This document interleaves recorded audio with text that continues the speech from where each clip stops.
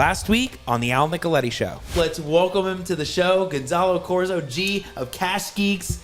What's up, baby? Have tougher conversations with yourself. That is what my theme has been this year, and having true tough conversations, calling yourself out. I feel like I used to have the army of wholesaling, and now I just want to have the freaking Navy SEALs. If I look at the pressure of having to close 10, 15, 20 deals a month, everybody's like, man, I would love to get there. But I got to the point where I had to close 20 deals a month, and it's crazy, right, to even say that. Yeah, you weren't even thinking about scaling down. Correct. It was to get even bigger and bigger. Absolutely. Now that you did that, you're like, well, wait a second. Actually, we're in a better position than we were before. Most people want to scale up, and they're scared to scale down because they're no longer going to be doing the revenue numbers that they were doing before. It's all ego. This version of G, I love the best. This is my favorite version. When you have so much going on, you don't have breathing room. You don't have time to figure out, what do I want to do with my life?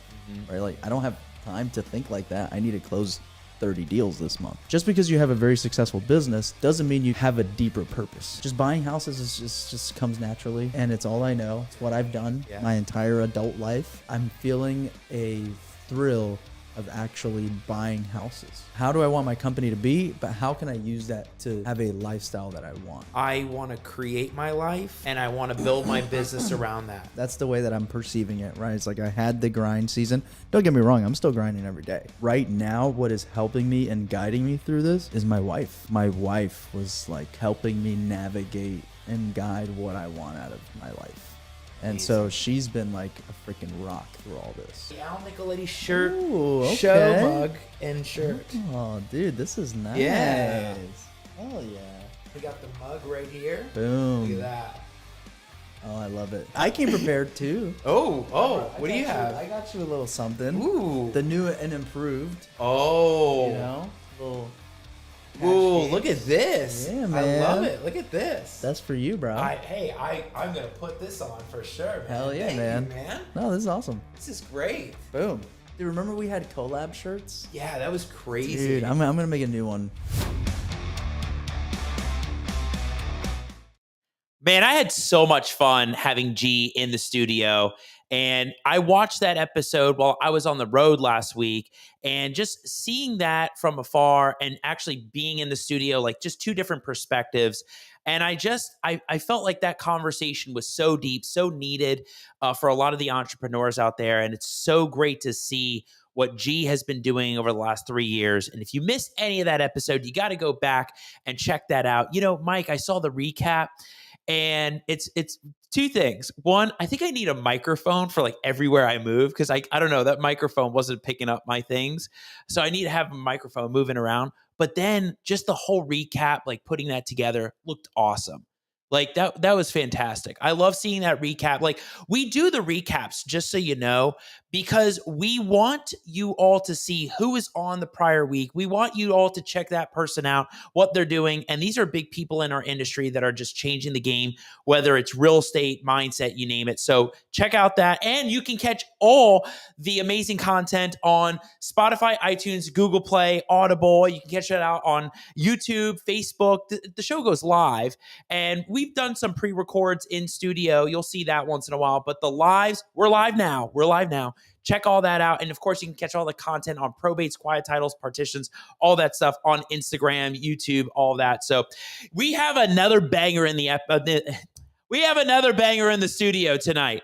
And I can't wait to bring on Nick, because when it gets going with Nick, man, he just like pops off. He's got so much knowledge, so much practical advice for people in the industry and what people are doing as an entrepreneur. And I really relate to him, and I want to jump in on that. So I can't wait to get started. I love Teresa when she's in the studio. I love Teresa. I see you. I love it. We're going to get started. I got my pen. I got my paper. I'm ready to take notes. So let's rock this thing. Hey, everybody. My name is Al Nicoletti. I'm an attorney here in Florida, and welcome to the Al Nicoletti Show, where I bring on real estate super investors, rising rock stars, movers and shakers, and leaders of clubs in their communities that educate, entertain, and inspire all things on Florida real estate, and always bring in the best in the game to talk about how you can really change your game in your business, whether it's real estate, mindset, entrepreneurship, or whether you're on a journey to really change and transform your business, on how we can help you take your business to the next level. On my show, I have Nicholas Nick. And when we get going with Nick, this thing's just going to roll for an hour. And we're going to get into that. But opening thoughts, I got to say the last 2 weeks have been really crazy traveling around. So the last 2 episodes with Tim and Gonzalo were both pre-records because I was out on the road. I was in Tampa at Family Mastermind. I saw Nicholas Nick there. And I was at another little meetup. I went to Land Profit Generator, spoke there. Then I went down to Fort Lauderdale, Miami, and I spoke at the multifamily conference. And talk about just buzzing around the state for the last 2 weeks. It's really crazy. And these are opening thoughts. I don't even know if I just said that right now. We're going to definitely get to that. I've been buzzing around the last 2 weeks. It's crazy because you have all these things lined up, all these events lined up. And at Family Mastermind, let's start there. Family Mastermind, I had just gotten in like an hour before just walking in the conference. And all of a sudden I sat down and Matt Andrews and Christina Kraus are on stage talking about the award for Collabby. They called it the Collabby Award for Best Podcast. And I was so happy that Dean and I won the award. We share the award for Best Podcast, won the Collabby. And it's so great that we get to do that. What a team effort. Michael Williams, Taylor Nasta, the whole team. James Hotchkiss too, man, with that banger opening. I mean, the whole team. It's crazy. I texted Mike like right away that when we won that award, it was wild. So there was that and just traveling around. But and then the multifamily conference, speaking at that. And here's the point about this. The point is that none of that would have been possible without truly being organized. And shout out Mom to actually bringing this up before I left Miami. She was like, you got to bring this up. So true. None of that would have been possible without focus and organization and being able to prepare yourself for being at those types of events, being in those moments, right? Even the prep for the show, even getting organized for the show, being organized is something that you must continually work on, not just in your business, but personal life. Because when you get your personal life organization together, it translates to your business and you perform at a higher level. I will tell you, over the last 6 months, I have performed at a higher level because I have maintained organization. And it's crazy because if you ask my mother, was I organized when I was 15, 20, 25? The answer is no. And I don't know when it happened, but the organization is something you have to work on. So I tell you that because it is so important that you do that in your business, stay organized. And with that being said, I want to bring on this guy, my man, Nicholas Nick. Let me tell you, wait, before we get him on, this Nicholas Nick is one that I can just really relate to. Every time we talk, we just start having this rolling conversation of just truly understanding each other. It's really interesting and weird. Like, we met officially at the Family Power Day. And when we met at the Power Day, I mean, it just took off. Like, what he was able to do with lead generation, the way he's able to like give feedback to people. It was really crazy. And I get that vibe. And every time I see him, we like hit it off. And I know Nick knows this, I wanted him live. This is one like I really wanted live. No pre-record. I wanted this live because you'll see for yourself. And he's doing big things with a lot of investors, lead generation. And I love this guy. I love what he's doing. And we got to bring him on. So without further ado, let's bring him on the show. Nicholas Nick. Hey. What's up, man? What's up, dude? I should have had my fiance hold a piece of paper that I ran through, and then I should have just busted out. I should have next time. Time, I'm calling it. Yeah, man, I love it. It was great seeing you at Family Mastermind. Love seeing what you're doing, and I know when we were talking last week, we could talk about so much in real estate. We'll get to some of those things, but catching up. We were almost like catching up in a way, right. Not just at Family, but on the call. And just like, where you're at with things right now. Like, there's so much going on in your business. So right. Many leads coming in, so many people talking about them doing more and you're scaling. And I'm like, Nick, like, what's happening? Like, what are you going through right now that's helping you prepare to be even better tomorrow? And so Right. that I thought was going to be the really important conversation. What's Yeah. going on? Yeah. Well, dude, business is blowing up. And, I was telling, my fiance the other day that I was like, lead mining isn't something that I am blowing up. Okay. Lead mining is blowing up, and it's my job to do my best to steward all the blessings that are coming out of it. Like, I'm holding on to the rocket that is lead mining, and I'm like, I'm not steering this thing, it's steering my life. So I've learned the best thing I can do is, nurture this gift. I've been given the tree of life, just like you were saying about organization. When lead mining came into my life, the same thing happened. Everything started to make sense, and now it really is an organism. I'm no longer in control of its growth. You can actually, for the first time ever, you can remove me from the business and it will still grow. Now, does that mean, will it still operate at a high level? I don't think it will do that yet, but it will still grow. And I think that it's been really interesting nurturing that. It's kind of like I birthed a son and he's 6 years old and he's already way better than me. And now I'm like, okay, I think you're parenting me, but I'll do what I can to make sure this is as easy on you as possible. Yeah, and I can see that by going through those moments, right? Going through those things in your head, that's trying to help you become more of a high performer, more of a leader, more of a Sure. communicator with your Right. team, right? Yeah. But one thing that really stuck out to me when we were talking was talking about like getting out of your own way, Yeah. right? Getting out of your own way and how that has like related to your past. And you even quote, and this is you, being such a brat, blocking your own blessings. Right. Like get Right. the concept of you are creating that self block and not letting yourself get ahead. Right. Let's expand on like what's going on in your mind with that. Well, like, being a brat, right? So like I feel like it's funny if we talk about a kid being a brat, that's annoying. That's a willful child, right? An adult being a brat, that's someone with self-respect. And it's ironic how, I don't know what age that shifts at, probably right at 20, when your parents stop yelling at you, but like there's a chance when you like hold your ground. Now, I used to work really hard and did a lot of things I was a restaurant manager for 13 years. So I did a lot of things in a past life that I told myself I'm never going to do again.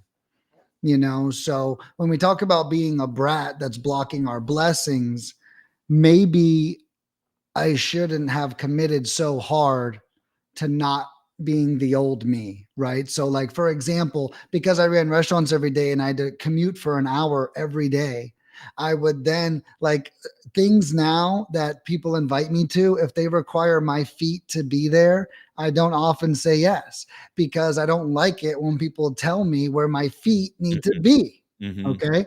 Now, I mean, is that really like, do I really need to be such a brat? I mean, every time I show up, I'm like, oh my God, Al's here. Get over here. Give me a what's up, dude? How's it going? Wow, this is so great. Why don't I go to more of these? And I'm like, Nick, you just turned 3 things down, you know? And when we block our blessings like that, it's like I'm overtly committed to being such a new person that I want to shun old behaviors. However, I'm also a natural in a group setting from my 13 years in customer and restaurants, right? I'm actually a natural. So it's almost like learning to play in to my natural skills, maybe stop being such a brat, going to these events and really embracing them. Every time I go to an event, I don't even sell or pitch, but I get 8 appointments. I probably make $10,000 at lead mining. And I don't even care about that. But it's like when you add it all up, I'm like, this was great. I had a good time. I got to know people on a deeper level and I made money. Right. What, how better could this be? But the moments leading up to that, I'm like, God, I don't want someone to tell my feet where to go. Wah. And I'm now getting over that, right? I'm getting over that phase. I'm working on getting out of my comfort zone, and I know I'm keeping going here for a sec, but the other thing is, if I want to continue not paying Facebook marketing dollars, then even more so I need to go to these things, right? If I don't want to be stuck on the marketing tit that is paid ads, which nobody wants to be, we all want to be optionally in paid ads. We don't want to be, I got to have these ads perform or I don't have a business. But if I want to keep that momentum, then even dually, I need to kill this brat inside of me that sometimes blocks my blessings. So that really gets into a whole lot of discipline, right? Like how you're able to control that, Right. because like you're it's so easy to revert back to the old ways if you're not focused on maintaining that vision of I don't want that. I Right. don't want to keep doing that, right? It's great to like be gung ho about, oh yeah, this is how I'm going to make sure that that doesn't happen. I'm not going to be that style, but like how are you each and every day like mentally saying I'm going to not do this. I'm not going to overlap from your present and past. I'm not going to over flinch from your past, things that you were doing before, Right. or as you said, like giving yourself permission to evolve. Like, Right. what are those disciplines? Yeah, so I think it's just understanding things aren't probably what you think they are, right? Like, you know, I also hold a lot of boundaries with people, right? Like I do it naturally. And I like boundaries, maybe too much. So, with me, I catch myself drawing boundaries in the beginning with things, and then as the day comes closer, I'm like, I actually, I would like to go. Right. I know I said Amazing. I wasn't interested 2 months ago. Well, the time is here, and I was wrong. And so, and I think the short answer is awareness, right? So, what are some of the tools for discipline? And I think it's awareness that you're undisciplined, in the first place. And then awareness that, I'll give you another example. I think a lot of entrepreneurs do this, but it's so easy for us to default to no. Okay. Like Mhm. we own the business. Employee comes up with an idea. Nah, no, no. And it's like we have like all these things and thoughts and fears and all this other stuff. And then one thing I've been catching myself doing is after I say no, I'm like, that was actually a really good idea. And what I've been doing is I've been owning that to the employee. Okay. Mhm. Hey, what's up? Earlier, if it's a private meeting, I call them privately, but if it's public, I address it publicly. Hey, Sally, earlier I said that wasn't a good idea. I was wrong. That was a great idea. Why don't we do that?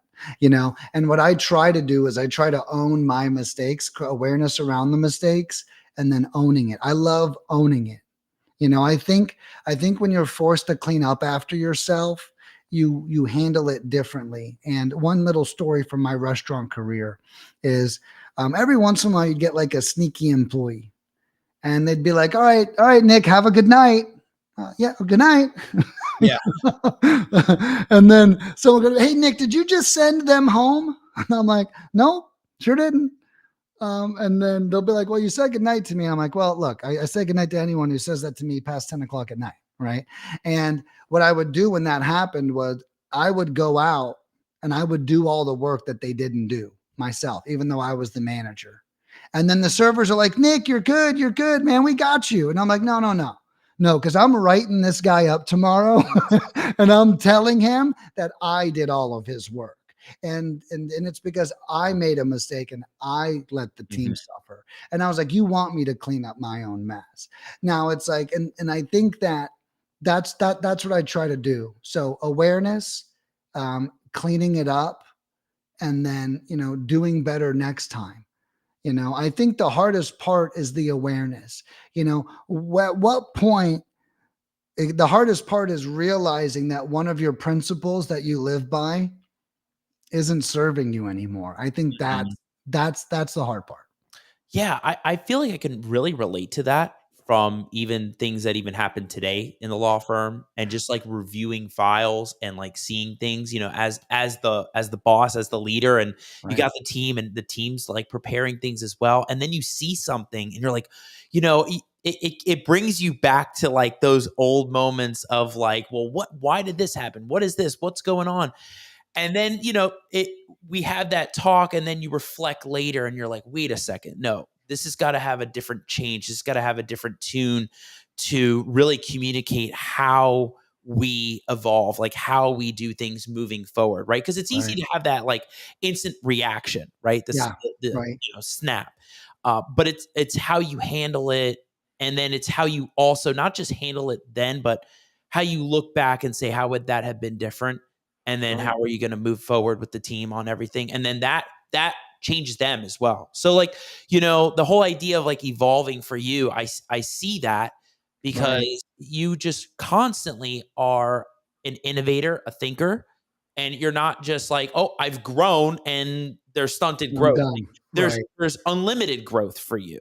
Right. So that unlimited growth leads to other opportunities and then change. And you're like, I don't want to do this anymore. I shouldn't be doing that anymore. You do Right. that. You get into that, right? Yeah. Right. Right. Same idea. Yeah. Well, and I think that's the interesting thing. I think one of my secret sauces might be action taking, and I was telling my fiance, clearly she's the only person I speak to in my life, but I was telling, my fiance the other day, or actually it was just today, and this guy made a proposition. I was like, no, well, I'm not going to do that because then this and this. And she goes, oh, Nick, you're so wise to say all those things. And I was like, that's not wisdom, that's experience. I already said yes to an agreement like that last time and it didn't work out. So I don't have to say yes again. I can just fast forward and say, let's not do that because we're not going to like each other at the end of that agreement. Because I already know, because I made it with two other people and I don't like those two other people anymore.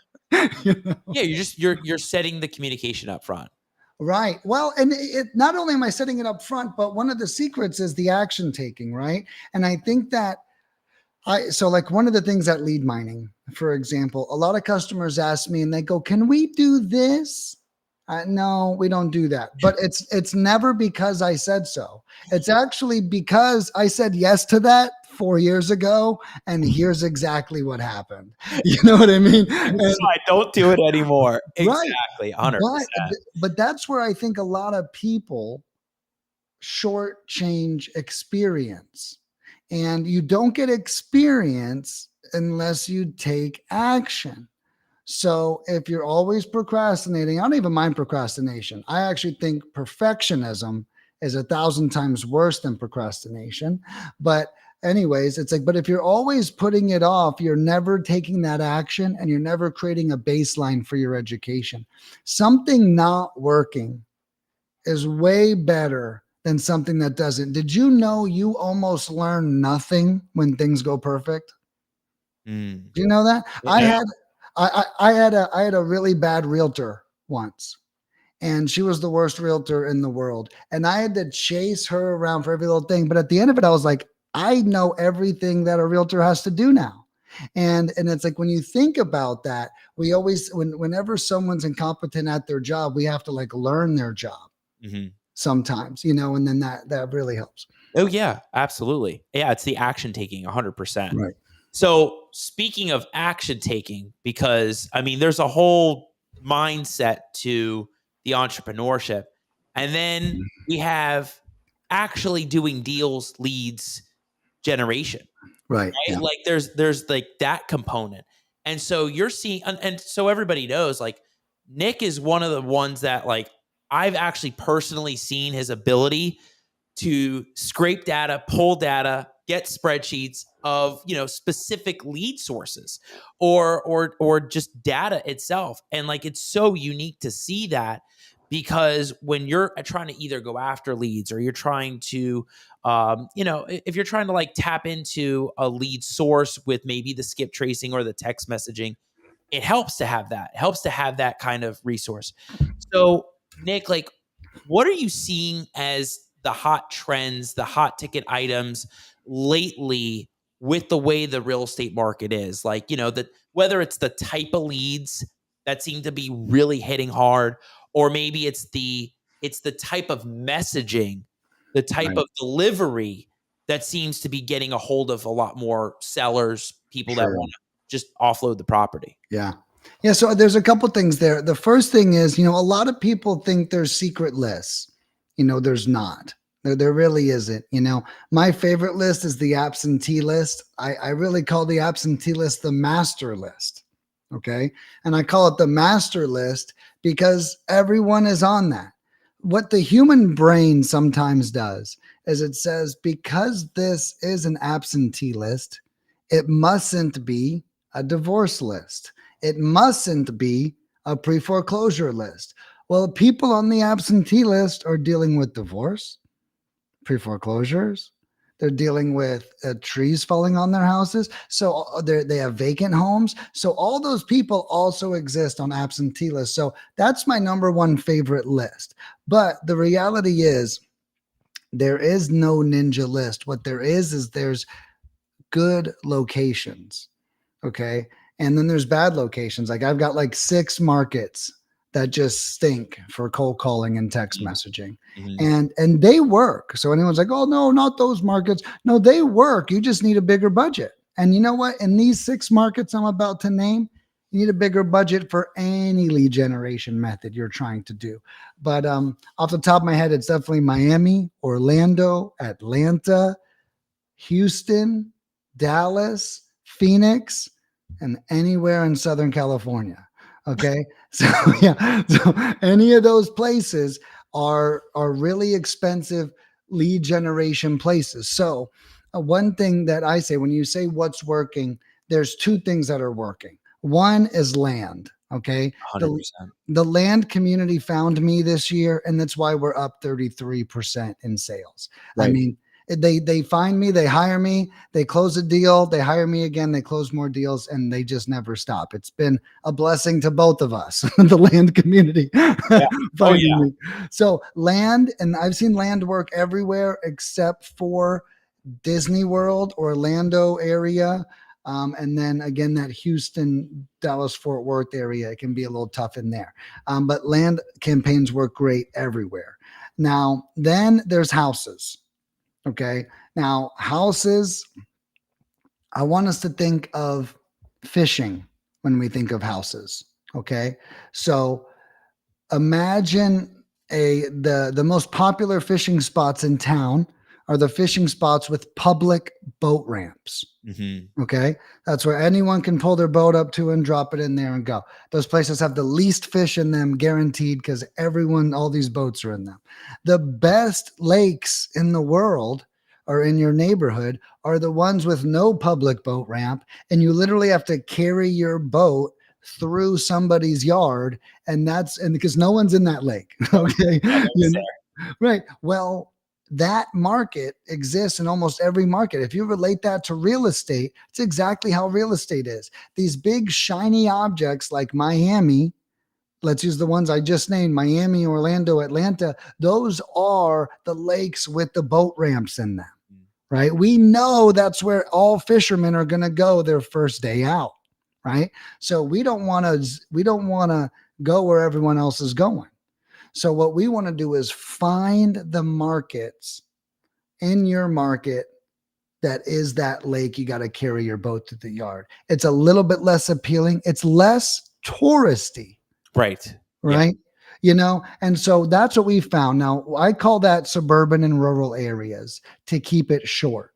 Okay. But if you're in one of the more saturated markets, you have to find it. It is more like where is the lake with no boat ramps in it? You really have to chisel it out. But in short, for houses, suburban and rural markets are really blowing up with lead flow. And then with land, it's really almost nationwide what's blowing up for leads at the moment. Yeah, I will say that I 100% agree with you on land. Yeah. Land seems to be one of the hot topics with probate right now. There's I'm seeing so many. First of all, The amounts in the last 3 weeks it's been crazy. The leads, Really? yeah, oh yeah, especially on land deals. There's homes, there's things that pop up, but the land is really hot. And like you said, you nailed it. It's not necessarily the metros, but it's all these other Right. areas outside, right? Yeah. So check this out, Nick. You're gonna love this. So I was at LPG, spoke at LPG. Shout out to everybody at LPG. Love being there. And then I went to the multifamily conference last Thursday, and I remember being in a round table and just talking about, what are the hot areas, what's going on, and I said, maybe the land's big in the Florida area, and a lot were like, oh, it's like oversaturated, there's no liquidity, and I'm like, am I in the right room right now? Like, Right. there's no way that's true, right? Right. Yeah. And like you said, it's the suburban and the rural markets Yeah. that the people aren't focusing on, Right. because everybody's so focused on city infill lots, things that haven't been picked up, right between buildings. People aren't focusing on the gold mine that's out Right. there, like you said. They're too focused. They're way too hyper focused, and then they only see Florida as Jacksonville, Tampa, Miami, Orlando. Well, guess what? If those are the only cities you see, you are going to think real estate sucks here, because that's not where you should be hunting. You should be hunting around those markets in the more suburban, rural areas, and I think that's one of the benefits. Yeah, and when you're getting into those types of leads, like, what would you say are some great tips and tricks for really tapping into the skip tracing and the data? Because a lot of those landowners, they don't live there; they live out of state, right? Right. Yeah. And I know there's different people that do marketing, whether it's direct mail or do cold call, but like, what would you say has been even through your business, as you've seen from other investors that are really trying to tap into that? What's working on the skip tracing side? Yeah, so I think with houses, it's absentees. Land, what I recommend is really going about 30 to 45 miles out of a metro area and choosing 1 to 20 acres. And then we can pull lists at Lead Mining. I also know that PropStream has good land lists as well.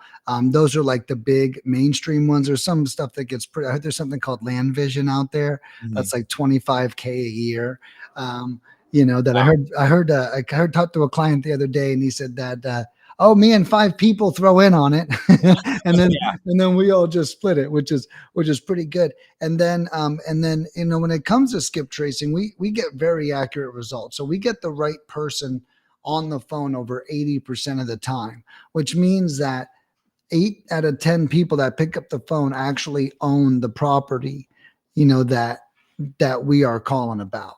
And I think that is such a big windfall. What we see is the calling and the texting work really well at bringing in the numbers, but then the biggest struggle becomes the follow-up, Yeah. So how do people get better at the follow-up then? Well, it's really, I always say this, we make it so painless at Lead Mining that it's easy for them to disrespect the lead. And I know anyone listening to that's like, there's no way I would ever disrespect a lead. Yeah, hire me, get 15 leads, and tell me how many you actually end up calling. Okay. And it's because, it's something happens in our brain. And I think because you just push that big green button on my website and you pay, that's not enough pain for the average investor to go through. And they get the lead and they read the notes and they go, yeah, maybe the next one will just look a little bit better. Maybe the next one is going to say they actually want to take 50 cents on the dollar that it's worth, and it's like, I think that there's a big culture difference. People want to close deals, but they don't always know what it takes to work the lead, right? I think they want the lead to be like a scratch off. Right. Yeah, and there it is. Yeah. Right. And and instead it's actually a waltz. And then you really have to learn to dance somehow. Yeah. If you refuse to dance, no pretty girls are going to come up and ask you to dance. Yeah. Nick, it's funny you say that. So today I had a probate call, And I felt almost like an investor because the lady, she wants to sell the property, but she can't sell it until we get the whole probate done. And it's a different kind of probate, but I was thinking like on the investor side, like they needed to sell the property, like get the whole thing sold, but she can't get the money right away. So I almost felt like there was a lot of like creative thinking about like how is this going to what is another way we can get this done for her. It's a win-win. She stays in the property Right. and gets it sold. And so like you described, it's like a waltz, right? It's not just a bing, here's the probate. Like sometimes it takes a little bit of like, Right. what are their pain points? What are they going through? How can you solve that problem but still get them what they want and it's a win for everybody? Right. And like you said, people think it's a scratch off and Right. and they don't know what we're going through every day. Yeah, and I try to tell people it's, and I'm working on creating a better phrase for this, but you have to unfluke your business, Mm. right? And what happens is, yeah, I made 50,000. How? I don't know. I don't know how. I don't know what I said. I don't know what I did. And my sister called. I gave it to my mentor, and I made 50,000. Right? And it's like the truth is that person did a lot of things right in that process, but they're not even giving themselves the respect that they deserve by analyzing what happened. What did they do right? What did they do wrong? And I that's exactly what I preach all the time is we have to look at it. We have to make sure that it is not a fluke. Okay. And the only way to unfluke your business is to create systems. I tell all of my investors, all of them, and especially today, I had 14 calls today, which was awesome. Wow. Yeah. It's a lot. Yeah. Yeah. It's a lot to have 14 calls. It was busy. It was busy. And I was telling this guy, I said, the number one thing you can do is actually call these leads and then realize that they are your opportunity to making more money. Don't look at the leads. Don't dismiss the lead. Don't say the next one's hotter, right? We need to get in their world, ask them questions, get them to like us, and then move forward on the property. I always recommend moving at the seller's pace. Mm-hmm. And I can tell you right now, if the seller wants you to speed up, they are going to let you know. But if you move too fast, that's when you're going to, like, if you move too fast with this conversation earlier, you would have, hey, yeah, so are we going to do this or not? Yeah, well, I don't have the money. Well, then it's not. Okay. Yeah. And it's like, well, that's not actually what we're trying to do here. We need to really extract this data from them and find out. And this resonates with me. Find out how you can be of service. I think that's where the money comes in. If you're like, I'm making $50,000. Well, if you were a huge service to that person, you wouldn't feel any kind of negative way about that at all. So figure out how you can serve them and earn that assignment fee. Yeah, I agree with that. Yeah. I saw that today. Yeah. I can see, this is what I mean. I relate to what you talk about, Nick. Like, we're standing at Family Mastermind for like 25 minutes, like just like going back and forth. Like, I get you. What would you say is like another hot topic thing when it comes to like calling and texting and follow up? Because I know the texting thing has been a huge issue. Yeah. For a lot of people. And you were telling me that on the phone, and I've heard about that from other people, like with the providers. How are you able to, or how have you seen people overcome those new roadblocks to people's success? I think the A2P thing, it's all just about, what's the phrase? Regulation, mm-hmm. right? And, regulation is going to tighten up. But, drugs are illegal too. But it's like everyone's like, oh, texting is illegal. Yeah, so are drugs. Okay, like nothing's stopping anybody. Okay, we're gonna find a way to overcome. Now at Lead Mining, we've been very lucky with texting, and I got it with the provider 2 years ago, and they made me go on the up and up 2 years ago. So our phone numbers are registered to my EIN, and the carriers even have a sample message of what I send out to everybody. Okay. Hey, have you ever considered selling? Blah, blah, blah, our message, right? And it's approved. And it kind of astonishes me. Our delivery rate is still super high. Our contacts are going great. We're actually getting more leads than ever on texting. You know, it actually just hit me, probably because no one else's text messages are going through. Yeah. It's probably what it is. Better But check that out. yeah, but anyways, you know, and we've been fortunate. But just like most things, I only found my resource now because 2 years ago, my texting kept getting pulled out from under me. And just like all entrepreneurs, I bet even you too, we learn so much when bad things happen to us. 2 years ago, when my texting got shut down, I was like, I need to find something that like can never get shut down. And then I Right. found this guy and he made me jump through all these hoops. And I'm like, well, these hoops seem like they're not going to get me shut down. And lucky for me, I was right. You know, it was a smart play, but it took the problem arriving in my business for me to even pursue the strategy that we are using.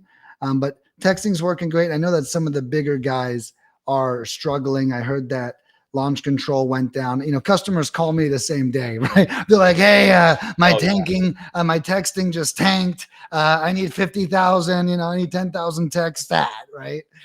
And it's when you're doing something really important right at that moment. Right. It's monsoon, right? Yeah, exactly. You know, and it's great. I love it when there's industry crises and I'm exempt, and it often flocks customers to me because they're like, "Oh, I've actually been watching you. I just had this other thing where that other thing just went down," and I'm like, "Well, here I am." Yeah. And that's great that you're able to help the others figure out the loopholes or Right. just be able to be compliant Yeah. with what the new regulations are, right? Because texting is a huge thing for people. Well, It's a yeah. huge thing. Well, you know, and that's a point that I make to a lot of my clients too is, you know, we have never had a client receive any kind of negative feedback or negative side effect from using our services.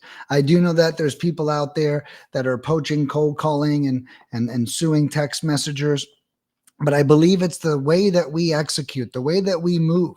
You know, the people, the sellers don't even know my clients' names. They don't know my clients' phone numbers. They couldn't sue anybody if they wanted to. And I think that level of anonymity, is that the word? Anonymity. If we could get Mike to put that at the bottom of the screen whenever, but if we can get that level of anonymity, that's what protects people. I think as an attorney, you know, if they can't find you, they can't hurt you. Yeah. And I'm not saying that we're like moving in the shadows, we're doing anything that deserves to be hurt, but there are people out there, especially in American culture, whose number one priority is if they feel bothered to bother the person back on a very extreme level, you know, and we kind of help protect our clients against that as well. Yeah. And having anonymity is like it's what a lot of people look for, right? Yeah. Yeah. Nick, let me ask you this question. So this was something that we really connected on when we were at the Power Day, and this is what kind of just sprouted the idea of what we were working on, which is getting into marketing, right? And you're huge at marketing, right? Sure. Whether it's social media or leveraging, databases or just really getting your outreach out there. And when we were talking, I'm thinking, hey, like, what if you pay for this? What do you pay for this? What if you get this list and pay for this? And you were like, dude, when you start with marketing, my favorite thing is free, right? I still remember you said that, the way you Yeah. said Yeah. and it's so true because leveraging the low hanging fruit when it comes to marketing, whether it's doing videos on social media, sharing wins on social media. I've seen some of your posts recently on people that have been using the services and it's working. And like being able to market yourselves or market your services, and you're big on the free component before you go to the next level. Absolutely. Talk about how you leverage these social media world, the marketing world, for not just business, but helping others generate business. Right. You know, I think I'm very lucky, you know, in most things that I do. I don't feel like I'm marketing. Like a lot of people are like, you're the best marketer. And I'm like, I'm just, every time I get a positive text, I screenshot it and I make a post about it. Every time something, I think I'm good at celebrating. And I think that that makes it look like I'm an amazing marketer. And I'm not saying I'm not an amazing marketer, but I'm saying that I'm a celebrator. And that everyone's like, dude, like you're so good at like sharing your wins. And I'm like, well, if a tree falls and no one's around, it does not make a noise. And that is a fact. That's a great point. Yeah, that's a fact. I remember that that riddle, whatever the hell that is. I thought about that a lot in my teen years. And because it's very interesting. And the truth is, if something doesn't have an impact, it does not have an impact. That doesn't matter. And we just went to a national forest the other day and there's all these trees and they're laying down. I'm like, has that tree always been laying down? Has it? So it doesn't even matter if they fall. But so I'm always big on sharing my wins. And I just found a way to do that organically. Now I with the tools we have at our fingertips with AI, I've made thousands of videos. I filmed 3 courses, 2 that I never even released. Okay. So one thing I've done recently is I've taken these videos, upload them to YouTube, kept them unlisted so no one can see them. And then I have Chat GPT. I have this YouTube summary app installed. And I say, write a blog in the first person about everything in this video. And it's basically a beautifully transcribed version. I was like, wow. So I literally have 350 blogs right now, and they actually aren't written by AI. They're written by my videos I made that I finally found a fucking use for 5 years after making them, And so it's the other thing is I don't want to get too far behind in technology. I'm not on TikTok. I suck at Instagram. I'm riding Facebook till the wheels fall off. My people are there, my communities are there, and I think that that's another big tip. Focus on what's working for you, and don't try to be the Instagram person. If you're not an Instagram person, that's fine. Double down on Facebook if that's where most of your energy lies. So I've been great at focusing on what's working, seeing what's natural to me, because I know I don't have the capacity to learn another social media platform. I didn't even know what stories were till like a year and a half ago. Okay. Yeah. Because I'm a Facebook guy, Yeah. but it's like focus on what you know, stay in your lane and celebrate every chance you get, because you know what? No one else is going to tell anybody what you do for a living. Except yourself. Yeah. 100%. Exactly. Pulled it right out. It's so true. Yeah. Nobody gives a shit. Nobody's gonna know until you tell them. Right. I mean, I think I even said that on a clip one time. Then I think I said like the ones that get it, like you get it, I get it. I know Mike gets it. I know. I'm sure Teresa gets it. And everybody that's watching gets it. It's like if you don't tell people what you do, nobody knows what you do. Right. That's why you see my reels over probate again, Right. and again and again and again. Same thing with you. You're synonymous. And it just becomes you're the lead guy. Right. Well, you know what? You know what blew me away when I was in middle school? That I thought Kleenex was the name of tissues. Okay. Like, think about that, right? Xerox became a verb, and it's not. It's the name of a company. It's a noun. And what we're saying is your name should be synonymous. No one says Al Nicoletti and doesn't think about probates. No one says Nicholas Nick and doesn't think about lead mining. And if they do, you stink. You stink at what you're doing. You haven't done it right. And then so I highly recommend make sure people know, find a tasteful way, celebrate your wins. In the beginning, share your story, write some blogs, share your expertise. One thing I would do that I found a great way to do, and that's just provide value. Look up other people struggling with what you're great at in Facebook groups, and don't even pitch. Just be like, oh, at my company, we do this. Don't then tag your company. Just say that, and you'd be surprised how many comments are seen by hundreds of, oh, hey, I saw your comment in a group. Hey, I saw this comment.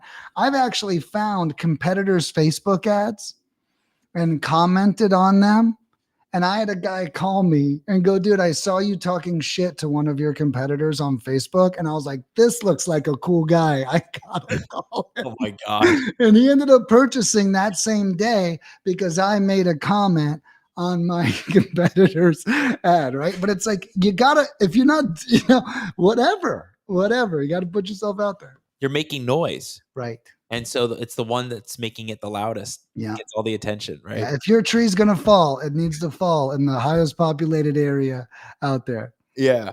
Oh, Teresa's got some good stuff. She said, I think people struggle so much with sharing their wins because we have been trained to not brag. There is unlearning that needs to happen to understand you're sharing, not bragging. Well, Great. and let me tell you, my father, God rest his soul, will be the first person to tell you the one mistake I made with Nick is I think I made him too confident. That's the one thing, my dad says. And I was not an only child, but I was kind of raised like one. So I'm like a perfect recipe of the right amount of brag, the right amount of support. And what I try to do is I try to let other people brag on me. So like, look at this screenshot I just got. Man, does this feel good, right? Rather than maybe, even though I do brag on myself quite a bit too. I hear you over there. But I do brag on myself too a little bit. But I think that's like an important way to start. And what a great point from Teresa. And I love hearing perspectives like that because my life is so not that Teresa saying that actually puts me in like a Quentin Tarantino movie where I'm like, oh my God, I'm so blessed to even think the way I do. I never even thought people are scared to brag about themselves, but of course they are. How can I? And I literally have all these thoughts that go through my head when I see stuff like that. So thank you so much for sharing, Teresa. Yeah, it's a different way of thinking, right? I mean, everybody's got a different style to how they do it and what they're doing. But I mean, you're sharing good stuff, good information, good value out there. Nick, one thing before we get to the final conclusion, which is, I think you told me about this. I think it was during the pandemic when the pandemic happened, and a lot of people at that time had so much money invested in the marketing and Facebook ads, and then they pulled out. And your thought was, when you pull out, I'm gonna push back in. Right. And so I feel like that's kind of happening right now with the way the economy is and how some investors are, a lot of people are getting tight with money. And what do they go to first? Unfortunately, their marketing. Right. Yeah. It's the first thing to go. Yeah. Yeah. And I noticed the dip in, the number of probates and things that was happening because people, I think, will stop marketing. So the point I'm going to, because I know you agree with this, is in a market like this, when people pull back their marketing, this is the perfect time to jump in. Right. Yeah. When you got less people duking it out, exactly like I was saying about the texting leads that are blowing up, and that's really one of the beauties of our service is we can deploy tomorrow in a market. So I think what's cool too, to support what you're saying, is the speed of execution, right? If you can go in and test it out and see if that works and learn, then I think that's super brilliant. But if you have to fire up a lead gen machine, hire a lead manager, get cold callers, find the right dialer, then you're totally going to snare yourself in your marketing efforts. But, right now there is some uncertainty out there. Our sales are way up. So I'm definitely seeing an explosion, but I'm seeing that in the land side. When it comes to houses, I mean, houses are getting tougher. There's definitely no doubt about it. And I think that's going to require a lot of additional education on the investor's part. But I'd say, if you hear people pulling out, like to what your point was, when COVID happened, I didn't even realize everyone was pulling out. I was like, now's a great time to learn Facebook. I'm locked inside my house. And then I got $25, unless you're a super Facebook ads nerds, you don't even know how great this is, but I got like $25 to $35 purchases on repeat for a year. And I didn't even know how good that was until it went away. And now it's like $50 to $75 purchases. And it's like, wow, you don't even realize how good you had it. Yeah. I mean, look, the market the way it is right now, you just got to pay attention, listen to people like Nick, pay attention to the experts that are seeing this on the ground level with other people doing deals like this, right? Whether it's marketing, whether it's lead gen, skip tracing, you got to pay attention to what's going on in current events. Not talking about things that happened before, but now. And it's all about the now. Yeah, Nick, amen. it's so fun. I mean, you know, it's always great seeing you, but I always am so excited to talk to you because I learn from what you're going through and Sure. all your mindset, man. Yeah, Like just thank you. being at that power day and you giving feedback to everybody and like pointing out the things people were not focused on. You know what I mean? Like Yeah, everybody, it was almost like, hey, I'm different. I'm gonna actually point this out because nobody else is. And I right. love hearing that perspective from you, Nick. I think that's a fantastic thing. You keep doing that. Yeah, thank you. It's an asset. It's a skill, and I love seeing it. Uh, Oh, yeah. yeah, Nick. As I do at the end of my show, I do a segment called "Final Words, Final Thoughts." Okay. And I do it to allow the guest to say something that hasn't been said or reiterate a point or just really just hammer home concepts. And you name it. It could be one word, it could be 5 minutes. You do your thing. Sure. But I just want this to be your moment, Nick's moment. So without further ado, final words, final thoughts, Nick.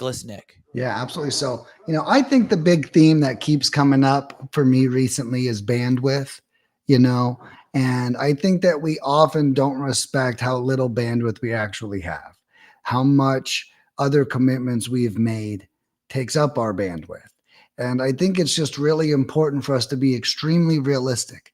Bandwidth is not a good or a bad thing. Doesn't matter if it's really high or it's really low.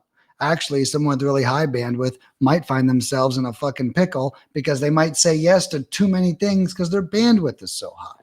But what I'm getting at is understand what's happening in your life right now and if you want it to change. And if you do want it to change, it's probably going to take 2 to 3 times more bandwidth than you think it's going to. Because A, you got to keep up what currently is working, which might be your 9 to 5 job, might be a great relationship with a loved one. Okay. And then you still have chores, life, and feeding yourself. To squeeze in a passion project isn't as easy as it used to be. And I don't share any of this to scare anyone, but just to set proper expectations. Understand where a lot of your bandwidth is going and manage it. Make sure that you're able to really lower something. Hey, you know what? I used to do paintball every weekend. Okay. Well, if I wanted to do something else, maybe I can't do paintball too. Mm-hmm. Right? Maybe I don't have it in me. I need to be honest with myself on where I'm going to go. And so I would really consider bandwidth. And then the other thing is, how easy are you making your life when doing these new decisions, right? How many tasks are you making yourself jump through? My company is a perfect example. Just while I'm thinking about it, is that if you're like, oh, I'm going to hire a lead gen team and I'm going to get a list and I'm going to skip trace it, like that's actually a lot of moving pieces to figure out. You come over to us, you just push the green button, and then you're like, oh, wow, I can have leads tomorrow, and I don't have to figure this out. A service like mine returns bandwidth because you don't have to go, well, who should I call and what script should I use and what market's the best? I'm here to help with that. So in your own life, when you're trying to facilitate massive change, take a look at it and see where you can get your bandwidth back. Because I can promise you might feel like you're running on a hamster wheel because you're trying to take on something, but there's just not enough hours in the day. Love it. I'm going to leave it right there. Rock and roll. Nick, it's been awesome, man. Yeah. I love it. Love talking to you, dropping great value, being practical and giving the perspective of being an owner or leader of a company. and just giving back and getting that perspective out there. So Yeah, thank you so much. always so fun having you, man. Yeah, thank you so much. I'll see you soon. Yeah. Yeah, come out of the house. Don't just stay there. Like, get out a little bit. Like, I'm like amazed when I get to see him. Like, oh my gosh, he's out. He's out. Yeah. I'm working on it. I'm working. This is the year. Yeah. Hey, that's a good marketing strategy too. You're not out and about, and then when people see you, it's yeah, right. Yeah, right. Exactly. Right. Well, let's catch up soon, man. Yeah, Thanks so much for being on. Thank you, man. Appreciate you having me. All right, man. I'll see you soon. See you guys.